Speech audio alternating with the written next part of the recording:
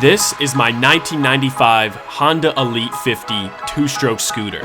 And in this video, I'm taking this bike to the next level by installing some major upgrades and aftermarket parts, which should help this bike reach its full potential. You see, I already did a build video with this exact scooter, where I installed a 70cc big bore kit, exhaust, and other supporting mods, which made this bike way more powerful than it was stock. But you could definitely argue that I left out the most important piece, and you guys made it known in the comments. It's the carburetor. And before you go yelling at me again, let me at least explain my thought process. So my goal with the initial build of this bike was to make it quick, cheap, and simple. So when I put the big bore kit on, I opted to save some money and just upjet the stock carburetor, open up the air box, and it actually ran really well with that setup and made way more power than I expected. Well, at least it did, until it started to have some issues. After a while, the bike started running really rough and eventually wouldn't start at all. And in my last video with this bike, we completely tore into the stock carburetor, cleaned everything, made sure we had fresh gas, good spark, good compression, which helped for a little bit, but the bike still has trouble starting, it runs inconsistently, and it's left me stranded a couple times. And I'm a humble guy, you know, I'm willing to admit when I'm wrong and you guys in the comments were right. And I think this is one of those cases. This stock carburetor has got to go. Which brings up a good question. What is gonna take its place? So of course, I reached out to my good friends at scooterswapshop.com and asked them what components they would recommend for my current setup. And with the amount of experience they have, they put an order together for me and I couldn't check out fast enough. Scooter Swap Shop is based in Oregon, they're a US company, and I really respect these guys. They have great customer service, and I actually have an affiliate link with them if you wanted to grab some parts for yourself and also help me out in the process. Now for the carburetor, we're going to be installing a Polini CP21, which should be a huge improvement over the 17mm stock carb.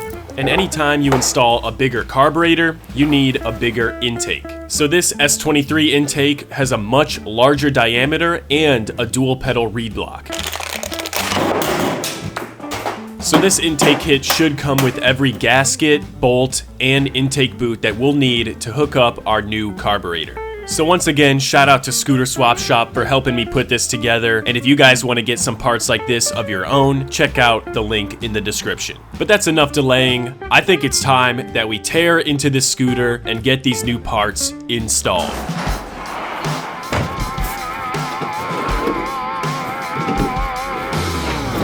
Obviously, we need to start by getting as much access to the engine and carburetor as possible. So first, we'll be removing the seat and any of the other plastic components that are in the way.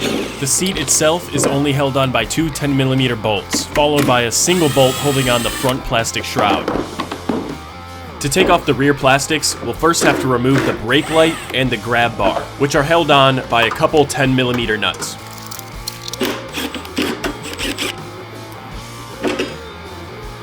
And with that removed, the seat bucket can then be taken off, which is also held on by two 10mm bolts. The rest of the rear plastics and trims are all held together by tiny plastic clips, which are really easy to break, but it's an old moped, so it really doesn't matter. And there's only a couple more screws that hold the side trims in place. With that removed, I figured it'd be a lot easier to work on this thing up on a table, and I don't have a motorcycle lift, so the flimsy Walmart table and some muscle will have to do. And from there, I could remove the final side trim, giving me full access to the engine. So just like that, the 95 Honda Elite is torn down, and we're ready to dive a little bit deeper. Now Honda made sure that this engine was well protected with a lot of plastic shielding, so that's all gonna get removed. First on the exhaust side by removing two bolts and the spark plug boot. And then on the carburetor side, starting with the airbox. There's 3 screws to remove to take off the airbox cover. Then you can loosen the clamps holding it to the carb and unbolt it from the engine case. With that removed, the final engine cover can be unbolted and finessed out of the way. So we got this thing torn down, and now we can really see what we're dealing with all the stock stuff in here. First thing is this gigantic air box. This thing is huge, it's unnecessary, and it doesn't let enough air into the system, so this thing is one of the first things that has to go. Next, we have the stock carburetor here. And as I mentioned, this thing has an automatic choke, so you can't actually manually control if the choke is on or not. It does it based on the temperature of the engine, and whether this is working or not, I don't know. This thing has a problem cold starting sometimes, so this could definitely be an issue. And this carburetor is just tiny, and the 70cc big bore kit on here could definitely use a larger carburetor. And the last issue is actually tucked away in here. This is the oil injection pump, which takes the oil that you fill in this tank here and automatically pumps it into the fuel system. And that's a problem because with the performance setup, you want to be able to perfectly control the amount of premix that's in your gas. And with this setup, you can't do it. If this pump goes bad and stops working, no more oil is getting pumped from here into the gasoline, and your bike is gonna blow up. So with that nightmare scenario in mind, it's time to finally get rid of the stock carburetor and oil injection system. Starting with the carburetor, which is just held on by two 8mm bolts. And once it was loose, I could disconnect everything else.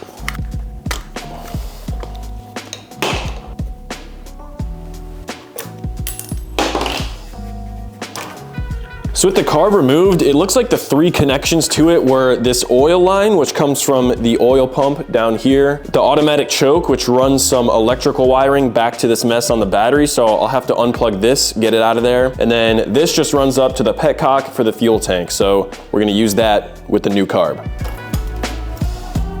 The electric choke had a simple plug that I could unhook and remove the wire. And the oil injection pump was only connected to the carb with this small hose.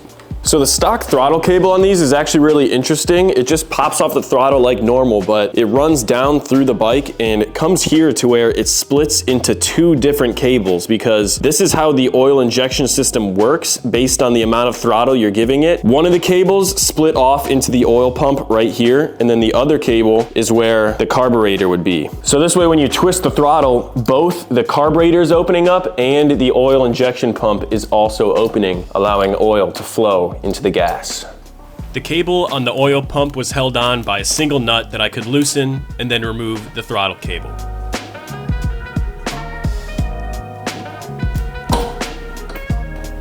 The majority of the cable is actually located behind this front plastic shroud, and I had to be really careful when removing this because the plastic is definitely old and brittle, but after some gentle persuasion, I was able to remove it. And to remove the cable from the throttle itself, I had to take apart the headlight shroud to get access behind it. And after doing that, I had plenty of space to remove the throttle cable.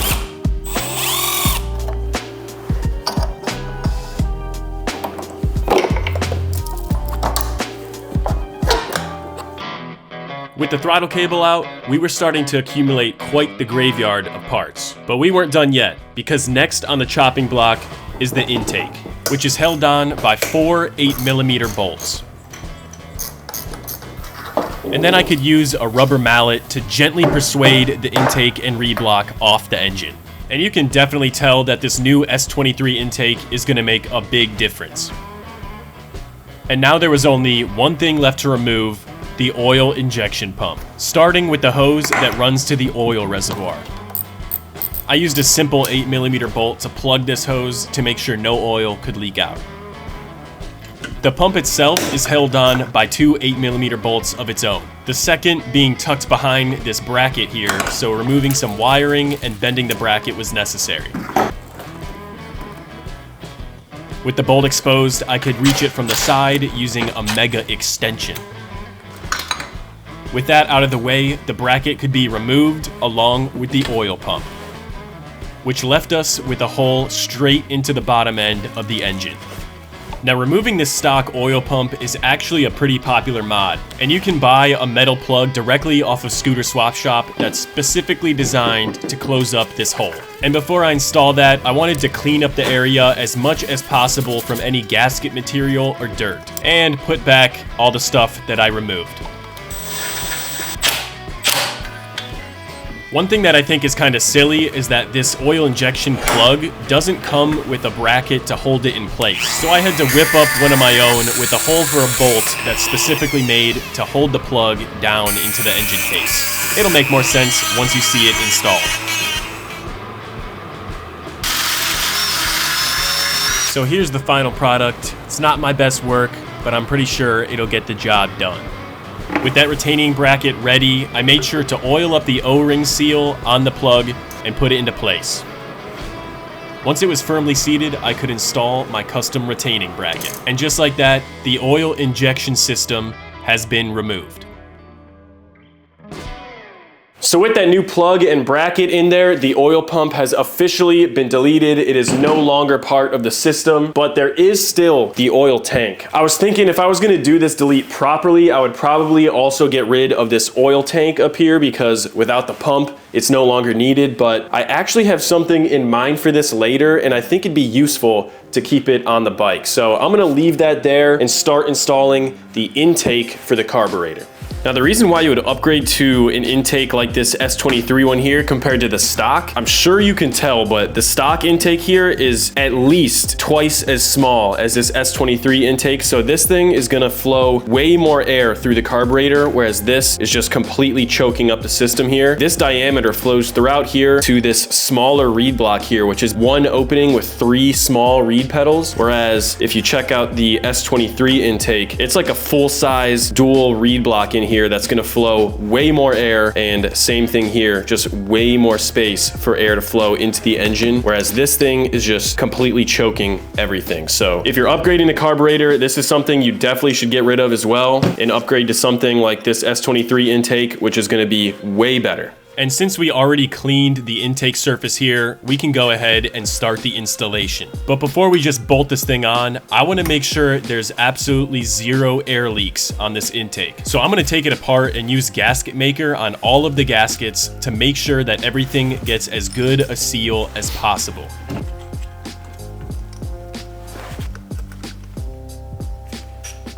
That also includes the gaskets that surround the new reed block. I know that a lot of people might not think this is necessary, but I didn't want to take any risks installing this new intake because, as you know, having an air leak in the intake of a 2-stroke is going to make tuning almost impossible, and the engine will run lean, which means it will run hotter and it will likely blow up. So with the gaskets sealed and the intake installed, I hooked up the vacuum line that goes to the petcock and the brand new rubber boot for the Polini carburetor. And as simple as that, the intake was now installed. But while there was still this open space where the old airbox used to be, I went ahead and cleaned it up while I had the chance. Now before I install this brand new Polini CP21 carburetor, I'm gonna go ahead and open it up and see what jets came stock in it, because I reached out to Scooter Swap Shop directly and got their recommendations for kind of where to start off with the jets in this thing. They recommend that you run a 105 main jet, a 36 pilot jet, and you put the needle in its leanest position. So that's gonna be my baseline jetting. I'm gonna make sure that those jets are installed in here using the jet kits that they also sell on their website. So there's main jets and pilot jets in here. We'll get the right sizes in there, get it installed, and then we'll tune it from there to make sure that it's running as good as possible. So first things first, I had to remove the float bowl to get access to the main jet and idle jet. And I also need to adjust the needle, so I removed the throttle slide as well. With everything taken apart, I could remove the stock jets, starting with the main jet, the plastic baffle, and then the pilot jet. The position that the needle jet comes in stock is right in the middle, so I removed the clip and put it to the leanest setting. Then it was on to the main jet. This carb came with a 100 main jet stock, and I'm upping it to a 105. The stock idle jet was a 40, and I'm leaning it out to a 36. And with the new jets installed, I could go ahead and button up the carb. So it's time to install the carburetor, and there's a couple things on the to-do list in order to get this done. First of all, we got rid of that weird stock double throttle cable, so we need to run a new throttle cable, just a typical standard single cable for this thing, and this carburetor will be fully functioning. After gracefully unboxing the new throttle cable, I started by threading it into the throttle itself and then feeding it down underneath the bike. And once I pulled it through, I could route it back to where the carburetor will be. I then took some grease and put it on the handlebars where the throttle was going to be reinstalled. That way everything works as smoothly as possible. And once it was all tightened, I could get the throttle cable all connected to the new carburetor slide. Then it was time to mount the new carburetor. But being that it's winter, I had to use a heat gun to heat up the newly installed intake boot to make sure the carb would fit. And from there, I could install the new throttle slide and cable. And the finishing touch was to hook up the fuel line.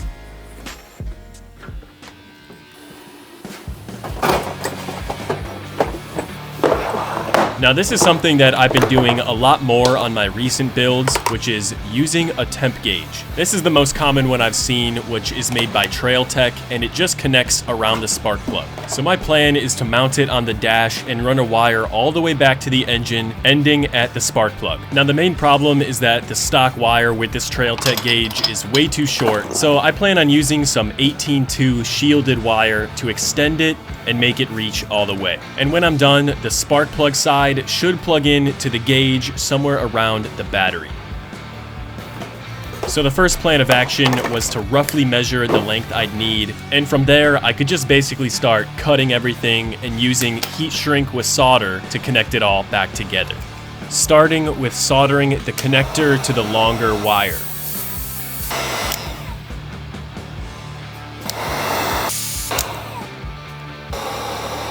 And once the extended wire was complete, I could mount the gauge on the dash and drill a hole for the wiring.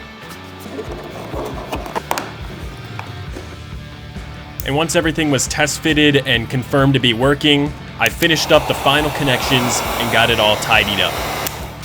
I'm also just using really strong double-sided tape to mount the gauge, so I made sure the area was really clean. And with the gauge mounted, I could route the wiring to the back of the bike. And just like that, I had a working temp gauge on the dash of this Honda Elite, which is hopefully going to make tuning in the jetting a lot easier. But before buttoning up the headlight cowl, I sadly had to evict the mouse nest, which has probably been living in there for the last 30 years. So now we have the oil injection removed, the new intake and carburetor installed, and it's starting to look like it's time for the first start. But first, I wanted to drain the old gas out because it is not pre-mixed, and without oil injection, we're gonna need some pre-mix. So after a couple failed attempts, I ended up removing the fuel tank so I could drain the old gas.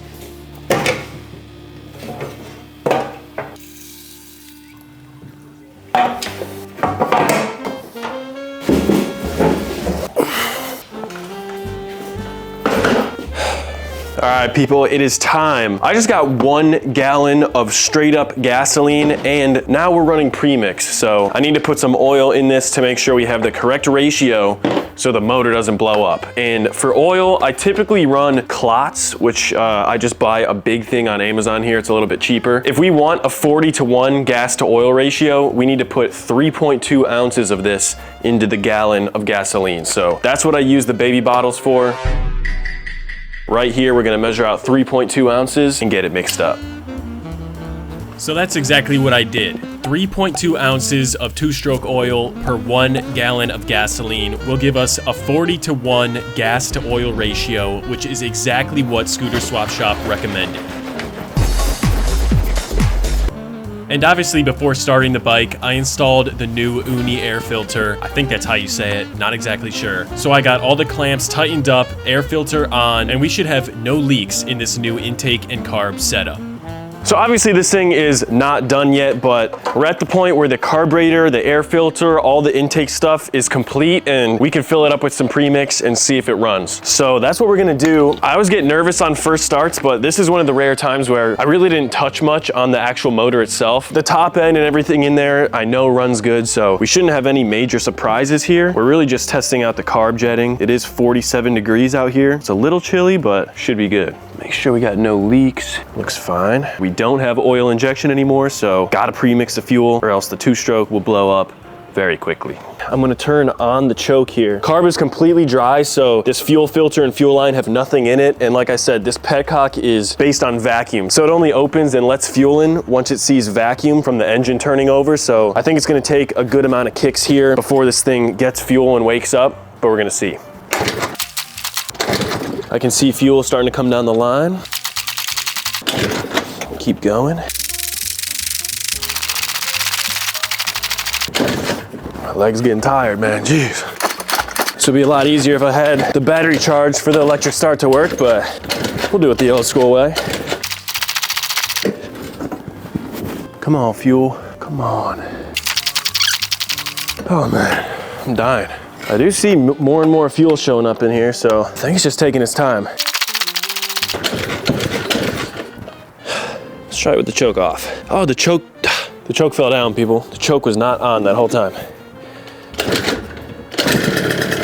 Choke on, it worked. Okay, funny guy. Wow, that's a smooth idle. No way. Oh, dude. Oh, no. The throttle is so responsive. That's crazy. I think we ran out of gas there. Like, it's not fueling properly. That thing sounded nice though when it was revving. It revs so much faster, it's way snappier. I like that. So we got the bike running, and it definitely seems to be better than before. But before I know for sure, I want to take it on a test ride. So I'm going to put the seat back on and take this thing for a quick rip.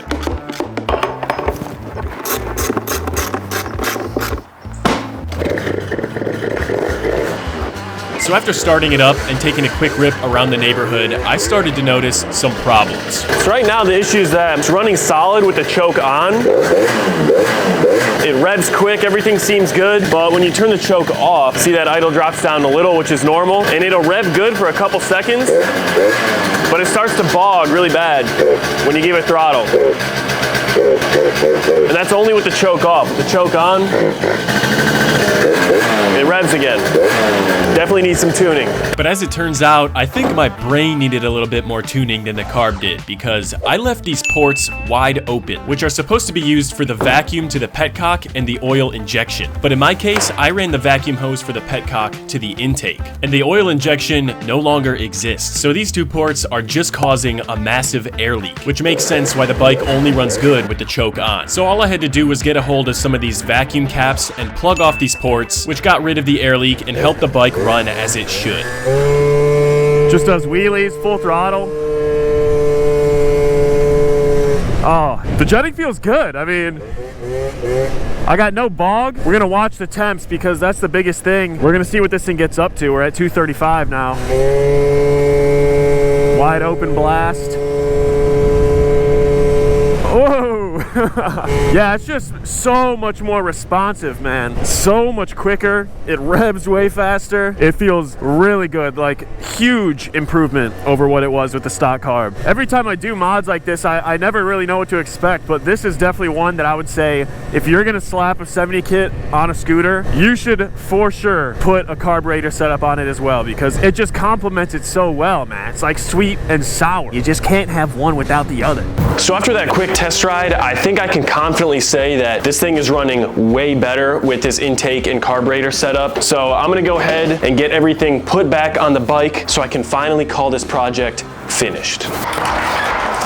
And all we had left to do was put the plastic shrouds back on this bike so we could take it out for a final rip. And I intend on finding out what the new top speed for this bike is. So with the front cover on and the bolts tightened down, I could now install the side covers, starting with the lower two, which both clip in and have 2 screws each.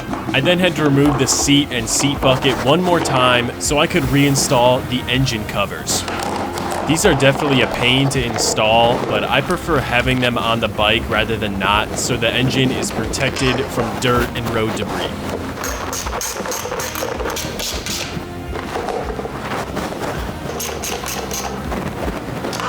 With the covers tightened down, I could get the tail light in place and install the rear plastics.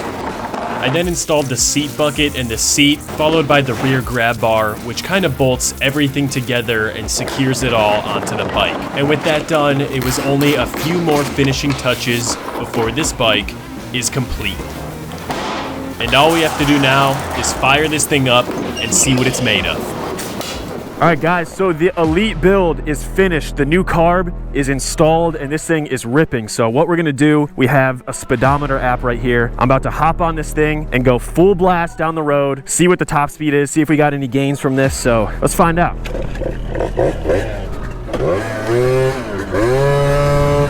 Gonna go ahead and hit record here, boom, and we are recording top speed. So we're about to find out, people. Let's go. Gotta pass this biker now. Here we go, full throttle. Around the corner, we're gonna see what we hit. Hopefully it doesn't break up.